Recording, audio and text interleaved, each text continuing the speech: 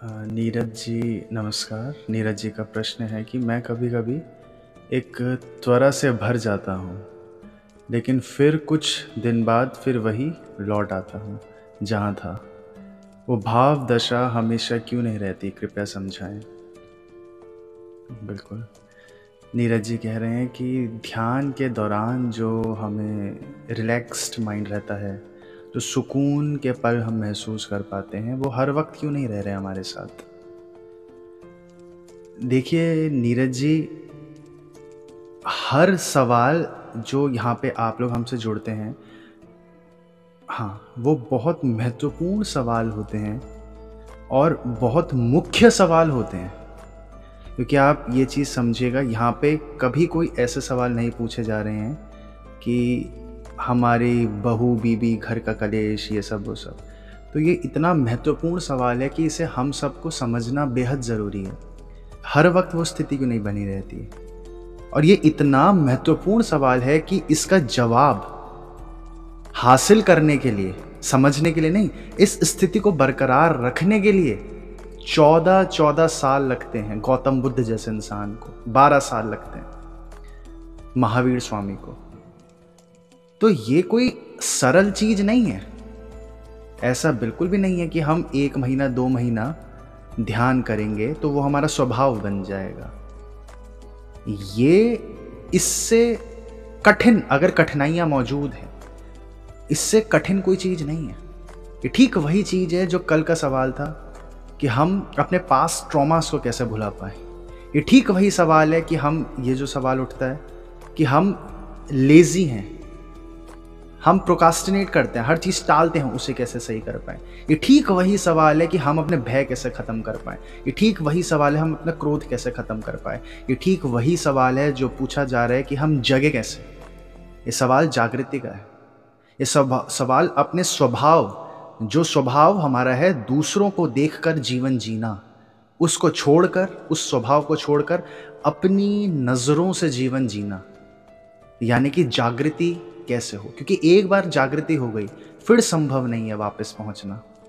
अगर एक बार आपकी नींद टूट गई फिर दोबारा नींद आने में समय लगता है, और ये इस प्रकार की नींद टूटती है ध्यान के मार्ग पर, फिर नींद दोबारा नहीं आ सकती। वो स्वभाव बरकरार कैसे रहे, वो सुकून बरकरार कैसे रहे, इसके कुछ मार्ग हमने अपने धर्म ग्रंथों में पढ़े हैं, कुछ मार्ग सीखे हैं। उनमें से एक मार्ग है अभ्यास का। आप जानते हैं जो साधु संत या तांत्रिक लोग, अघोरी लोग जंगलों में चले जाते हैं, खासकर ऋषिकेश में, जहाँ से हम हैं ऋषिकेश में, तो वहाँ पे बहुत सारे साधु संत जंगलों में रहते हैं और अपना अभ्यास करते रहते हैं। तो उनसे पूछो कि आप क्या कर रहे हो और क्यों कर रहे हो। वो बोलते हैं कि वो स्वभाव जो है ना, वो शिव के भक्त होते हैं, वो शिव को महसूस करने का स्वभाव है हमारा। वो कभी कभी मानसिक स्थिति हो पाती, हर वक्त नहीं हो पाती। तो उसको बरकरार रखने के लिए हमने एक तकनीक बनाई है, उस स्वभाव को बरकरार रखने के लिए। जब हम शिव से और प्रकृति से जुड़ा महसूस करते हैं तो उनसे पूछने पर क्या वो तकनीक है, तो वो बोलते हैं पहले 5 साल वाचिक जप करो। जो तुम अपने अंदर बदलाव चाहते हो, उस बदलाव का 5 साल वाचिक जप, यानी कि वाक्य के रूप में बोलते रहो 5 साल। फिर अगले 5 साल आपको गले से जप करना है, जिसे बोला जाता है उपांशु जप। ये 5 साल वो करो। फिर उसके बाद आखिर में बोला जाता है अजपा जप, या जिसे मानसिक जप बोलते हैं। कोई गले के जप को मानसिक जप बोलता है, कोई यहाँ के जप को, जिसमें हमें बोलना भी नहीं है। तो ये 15 साल की अवधि है। ये 15 साल तुम करोगे तो जो तुम परमानेंसी चाहते हो वो तुम्हारे अंदर आ जाएगी। ये उनके 15 साल की अवधि है। इस कारण से एक विधि ये होती है कि वो लोग जंगल चले जाते हैं, 15 साल तक वही करते रहते हैं। अब हम यहां से देखेंगे तो एक विधि ये भी है कि हम इस संसार से दूर संन्यास ले लें, तो वो स्थिति बरकरार रहेगी। लेकिन आखिर जो बहुत सारी विधियां, इतने दिनों से आप लोग हमसे जुड़े हुए हैं, तो हर धर्म की अलग विधि है। और इतने धर्म हैं, इतने उसके सेक्ट्स बन चुके हैं, इतने कल्ट्स, रिलीजन से कल्ट्स बन जाते हैं। जैसे हिंदुइज्म कितने कल्ट है, शिव के इतने कल्ट्स हैं कि कोई गिनती ही नहीं है। और हर कल्ट का लीडर बोलेगा यही सही मार्ग है और बाकी सारे मार्ग गलत है, क्योंकि वो लीडर बाद में है, वो ध्यानी बाद में है, पहले बिजनेसमैन। ऐसे बहुत सारे ध्यानी लोग रहे हैं जिनका आप लोगों ने कभी नाम भी नहीं सुने, वो आए गए क्योंकि वो कुछ चाह ही नहीं रहे हैं। उन्हें पता है कि अगर लोगों की जागृति, दूसरों की जागृति मकसद था मेरा, तो दूसरों की जागृति मुझसे अच्छा तो शिव करवा देंगे। मुझसे बड़े बड़े सोल्स आए हैं, वो करवा देते दूसरों की जागृति। अगर दूसरों की जागृति मेरा मकसद था, यानी कि हमारा मकसद कुछ और है, और वो मकसद हम क्या है, उनमें से एक इन शब्दों में हमने उतारा कि हर वक्त वो स्थिति कैसे रहे। तो आप ये समझ रहे कि हर जगह अलग आपको विधियां मिलेंगी, और वो विधियां खराब नहीं है। वो विधियां बैसाखियां कभी खराब है क्या? लंगड़े को बैसाखी का सहारा गलत है? बिल्कुल भी नहीं गलत। किसी बीमार को सर्जरी करनी है तो क्या उसे एनेस्थीसिया देना गलत है? या किसी तरह बेहोशी में भेजना है, चाहे सम्मोहन की विधि से सर्जरी करना गलत है? बिल्कुल भी नहीं गलत है। लेकिन वही हमारा स्वभाव बन जाएगा, क्योंकि जो आपको बैसाखी दे रहा है उसका बिजनेस आपको ठीक करने पर नहीं चल रहा है, उसका बिजनेस आपको बैसाखियां देने पर चल रहा है, उसका बिजनेस आपको अलग अलग विधियां चिपकाने पर चल रहा है।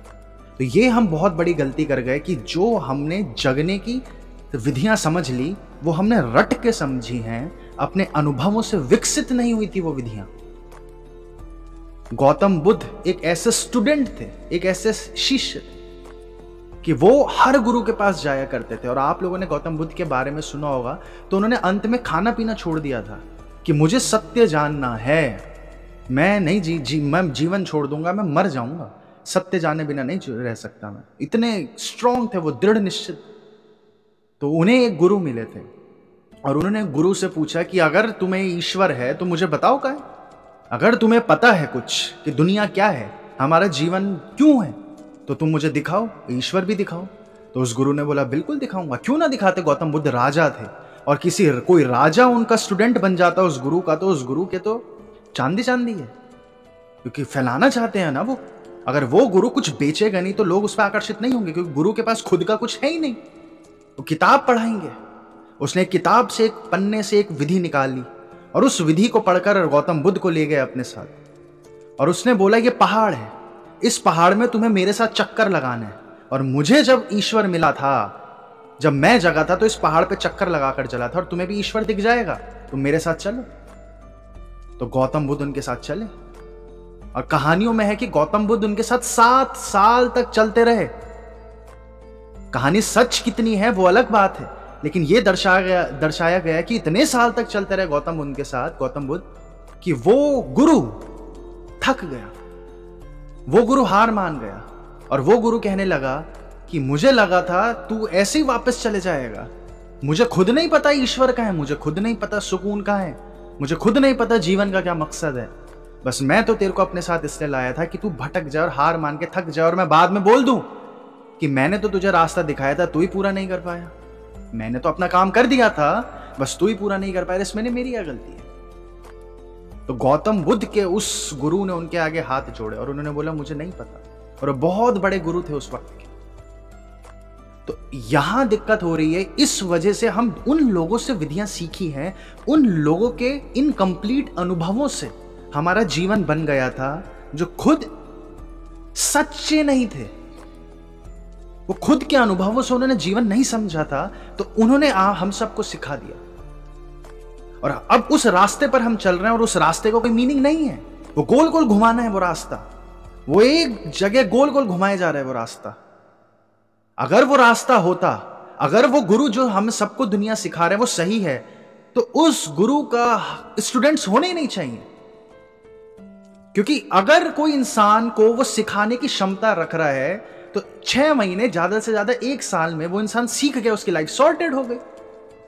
या तो गुरु समझा नहीं पा रहा है, या स्टूडेंट मूर्ख है, दोनों में से कोई मूर्ख है।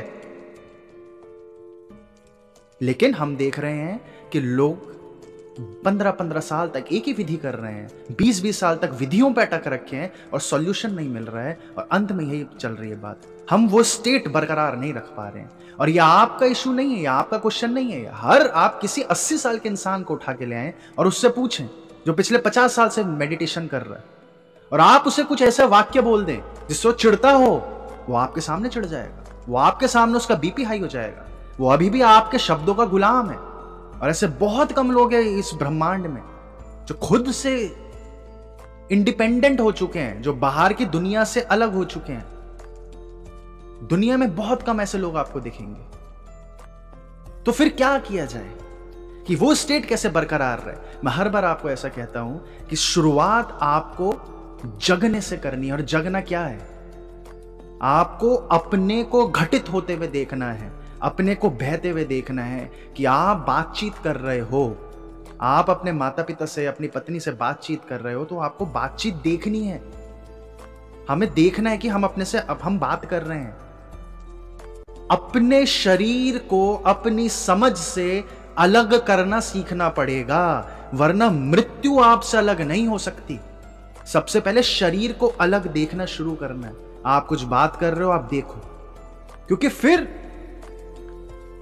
इस मार्ग पर जो आपके ज्ञान विकसित होगा ना, वो आपका खुद का ज्ञान होगा और किसी का ज्ञान नहीं होगा। आप किसी और की आंखों का चश्मा पहनकर दुनिया नहीं देख रहे, वो आपका खुद का अनुभव होगा। आप दूसरों की मूवीज नहीं देख रहे, आप दूसरों की किताबें नहीं पढ़ रहे हैं, वो आपकी खुद की किताब विकसित होगी। अपने को बातचीत करते हुए देखो। और इसमें समय लगेगा, बिल्कुल समय लगेगा। संभव है 1 साल लग जाए, संभव है कुछ ही पल लगे। और अपने को आप बातचीत करते हुए देखें, अपने को भोजन करते हुए देखें, श्वास लेते हुए देखें। विपश्यना ध्यान क्यों है? हर चीज का क्यों पर उतरे, क्यों ऐसा हो रहा है, क्या कारण है कि शिव ने इतनी सारी ध्यान की विधियां समझाई मां पार्वती को? क्या कारण है कि ध्यान के पल पर ही मैं रिलैक्स्ड हूं? हर चीज कर क्यों पर जाएंगे? जब क्यों पर जाएंगे तो आप एक मूर्खता देख पाएंगे दुनिया में। हर वक्त अपने को अनुभव करने की कोशिश करें, अपने को देखने की कोशिश करें। अगर अभी भी आप मेरी आवाज सुन रहे हैं तो एक अलग देखें कि क्या क्या चल रहा है। ये मैं अपने को देख रहा हूं कि मैं यहां बैठा आवाज सुन रहा हूं। और ये स्थिति आएगी कि जब आपके वो पल होंगे, कौन से पल? जिन पलों को आप बोल रहे हैं कि ये शांति नहीं है, जब या ध्यान की स्थिति नहीं है। जब वो ध्यान की स्थिति क्या है? एक बार ध्यान की स्थिति नहीं है और कुछ पल ध्यान की स्थिति है। वो ध्यान की स्थिति आखिर है क्या? क्या कुछ ना होना ध्यान की स्थिति है? ध्यान की स्थिति का अर्थ अगर हम शब्दों में समझे और इस कंटेक्स्ट में समझे जो अभी बातचीत चल रही है, तो वो ये है कि आप अपने को घटित होता हुआ देख सकें।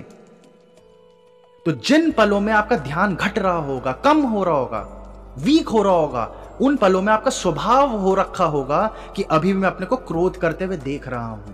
कोई इंसान अगर जग जाए तो क्रोध नहीं कर सकता, यह असंभव है। अगर आप जिस वक्त जगे हुए हो उस वक्त आप सो नहीं सकते। अगर आप हर वक्त जगने का स्वभाव हो जाए तो जब आपको क्रोध आएगा, स्वाभाविक है 4-5 सेकंड के लिए शुरुआत में आ सकता है, गिनती के 4-5 सेकंड होंगे, आप तुरंत जग जाओगे। ये क्या हो रहा है मेरे साथ? और आपको हंसी आ जाएगी। फिर चाहे सामने वाले ने कुछ ऐसी हरकत कर दी हो जिसके लिए उसे जेल में भेजा जा सके, लेकिन आपको हंसी आ जाएगी।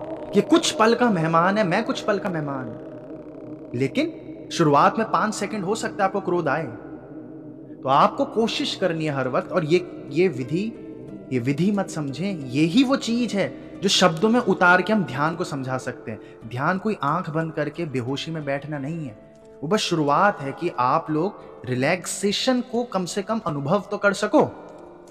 चीटिंग हो रही है वो आप लोगों के साथ, लो चख लो, चख के देख लो। बेहोशी नहीं है, जागृति है ध्यान। ये जो हम सब वीडियोस में देख रहे हैं, हम दुनिया में देख रहे हैं, वो मेडिटेशन है, पागलों की मैड। मृत्यु नहीं है ध्यान, जागृति है ध्यान। और जागृति किस चीज की? कि मैं अपने को घटित होता हुआ देखूं। फिर आपके अंदर जो काम के पल होते हैं, जो क्रोध के पल होते हैं, जो वो पल होते हैं जब जिसे हम कह देते हैं किताबी भाषा में कि ये बेहोश है इंसान, ये जग नहीं पाया, ये मृत्यु को नहीं समझ पाया, तो उन पलों में आप तुरंत जग जाओगे। कभी बेचैनी हो रही है, मुझे नहीं पता कि आपको कौन से स्वभाव आप पर हावी हैं। किस हर इंसान पर कुछ कुछ स्वभाव हावी होते हैं। कोई किसी का स्वभाव होता है एंग्जाइटी का, उसे हड़बड़ाहट होने लग जाती है, तो वो पल में आपको हंसी आ जाएगी। ये सब कुछ भी चले गया तो क्या दिक्कत है? वो कब हो, वो कब हो? वो उसका आपको अभ्यास करना पड़ता है, आपको रिलैक्स होना पड़ता है। अब शब्दों में मैंने तो आपको रिलैक्स बोल दिया, लेकिन घटित कैसे होगा रिलैक्स? सिर्फ एक तरीका है, और कोई तरीका मौजूद नहीं है जब तक हम माइंड से जी रहे हैं। क्योंकि आप एक मेल हो, और मेल माइंड ओरिएंटेड होता है, फीलिंग ओरिएंटेड कम होते हैं मेल्स। तो माइंड ओरिएंटेशन का विधि यह है कि आपको बार बार दोहरानी है वो चीज, बार बार आप दोहराओगे। संभव है आपके अंदर वो क्वालिटीज भी हो जो अर्धनारीश्वर की क्वालिटीज हैं, कि हमारे अंदर फेमिनिटी भी है, मैस्कुलिनिटी भी है, तो भावनाओं से भी आप उस स्तर तक पहुंच सकते हो। लेकिन आज से आप क्या करें कि जब भी आपको जैसे याद आए कि अच्छा मेरा ध्यान के पल टूट रहे हैं, जैसे याद आए उसी वक्त ये चीज दोहरा लो जो गौतम बुद्ध कह रहे हैं, डेथ पर ध्यान लगाओ, मृत्यु पर ध्यान लगाओ, कि मृत्यु एक पल दूर है, ज्यादा दूर थोड़ी है मृत्यु। किसको पता है कब है मृत्यु? एक पल दूर है मृत्यु, तो क्रोध करके क्या मिल जाएगा? क्यों ना मैं ये समय शरीर को समझने में लगाऊं, क्यों ना मैं समय ये समझने में लगाऊं कि जैसे खिलौने टूटने पर बच्चों का रोना एक बचपना है, वैसे शरीर पर प्रकोप पड़ना, कुछ कमियां होना, कुछ दिक्कत होना, शरीर पर दिक्कत होना, यह समाज मुझे कुछ उल्टा सीधा बोल रहा है, उनके उल्टे सीधे बोलने पर मुझ पर प्रभाव पड़ना, यह भी बचपना है। इन चीजों पर ध्यान लगाऊं कि मैं शरीर को अलग देख पाऊं अपनी आत्मा से, मैं शरीर तो हुई नहीं, इस चीज पर ध्यान लगाऊं। और ये हर वक्त आपको तुरंत आपके शरीर में एक बिजली की तरह कौंध जाएगा जब जब आपको क्रोध आ रहा होगा, क्योंकि आप अभ्यास कर रहे हैं। अब वो जो 5-5 साल साधु संत, वो अघोरी साधु जंगलों में बैठकर वो 5 साल कर रहे हैं, वो गड़बड़ नहीं है। बैसाखियों में कोई गड़बड़ नहीं है, लेकिन वो बैसाखियां हैं क्योंकि लोगों को चलने की विधि नकल करने में आदत पड़ गई हमारी। हम हारना बर्दाश्त नहीं कर रहे हैं, जगह न जगह हमें मतलब नहीं है, हमें हार बर्दाश्त नहीं है। ध्यान के रास्ते में बहुत संभव है आप खो जाओ, पता ही नहीं है कहां जाना है, बहुत साहस का रास्ता है, दुनिया वाले आपको क्या क्या बोल सकते हैं, लेकिन हमें हार बर्दाश्त नहीं है ना। हमें लगता है कि पहले सिक्योरिटी चाहिए। तो इसी वजह से ओशो कहते थे कि गरीबों के लिए नहीं है ये ध्यान। जब तक पेट नहीं भरेगा तो इंसान शुरुआत में ध्यान में नहीं आ सकता। और ध्यान के मार्ग पर अगर आप चलते हो, इतना सरल जीवन हो जाता है। क्योंकि अगर वो ध्यान को यह मत समझना कि आप एकदम सन्यासी हो जाओगे। ध्यान का अर्थ है कि आपको जीवन की खूबसूरती ज्यादा दिखेगी, आपको कांटों में भी फूल दिखेंगे, और आपको यह क्लियरिटी हो जाएगी कि ये कुछ पल की घटनाएं घट रही हैं जो मेरे साथ घट रही हैं। भीषण से भीषण आपदा आ जाए, हमारे प्रियजनों की मृत्यु हो जाए, हमारी आंखों के सामने मृत्यु हो रही हो, वो आपको हिला नहीं सकती। सिर्फ इतनी चीज पर आप ध्यान लगाना है, आपने मृत्यु पर ध्यान लगाना है। मृत्यु पर ध्यान लगाते ही आप उस शब्द में आ जाते हो जो शब्द समझाने के द्विज दो बार जन्मा, जो ब्राह्मणों को बोला गया था कि 2 बार जन्मा। कौन कैसे जन्मता है इंसान 2 बार? कि जैसे ही हम पैदा हुए वो पहला जन्म, और जैसे ही हमें एहसास हुआ कि मृत्यु निश्चित है, ये सब मजे हैं, ये सब खेल चल रहा है, वो दूसरा जन्म। हर बार आपको दोहराना पड़ेगा, हर बार दोहराना पड़ेगा आपको। इसके बाद आपने यही पूछा है कि वो भाव दशा क्यों नहीं रह पाती। बिल्कुल, तो ये अब आप समझ रहे हैं। और ये भी आखिर में आप समझें कि आप सर्कस में बैठे हुए हैं, और ये जो आपके साथ हो रहा है ये हर किसी के साथ होता है, नॉर्मल चीज है। तो बाहर बहुत अजीब अजीब पागलपना चल रहा है, बहुत अजीब अजीब पागलपना चल रहा है। तो खुद के अनुभवों से, खुद के जागृति से जीवन जीना है। आज से आप ये कोशिश कीजिए कि आप पानी का गिलास भी पी रहे हैं तो खुद को पानी पीते हुए देखिए। और मैंने कई बार पहले भी बताया, तो आप एक स्थिति आती है आप लोगों की जब आप अपने को स्वप्न में देख सकते हैं, आप अपने को सोता हुआ देख सकते हैं, आप अपने को लेटा हुआ देख सकते हैं, जिसको बेचने के लिए एक पैकेजिंग कर दी गई है एस्ट्रल ट्रैवल, और जिसकी कोचिंग होती है $50,000 की। क्या हो, $50,000 दो और तुम ये एस्ट्रल ट्रैवल करके जाओ। और आपको क्या लगता है क्या क्या क्या सही, वो गलत है, वो बिल्कुल भी गलत नहीं है, वो लोग सीखते हैं, लेकिन मूल इतना सरल है कि बस हमें अपने को घटित होते हुए देखना, अपनी श्वास पर ध्यान देना है, अपनी इंद्रियों पर ध्यान देना, हर चीज, इसको ही ध्यान कहा जाता है।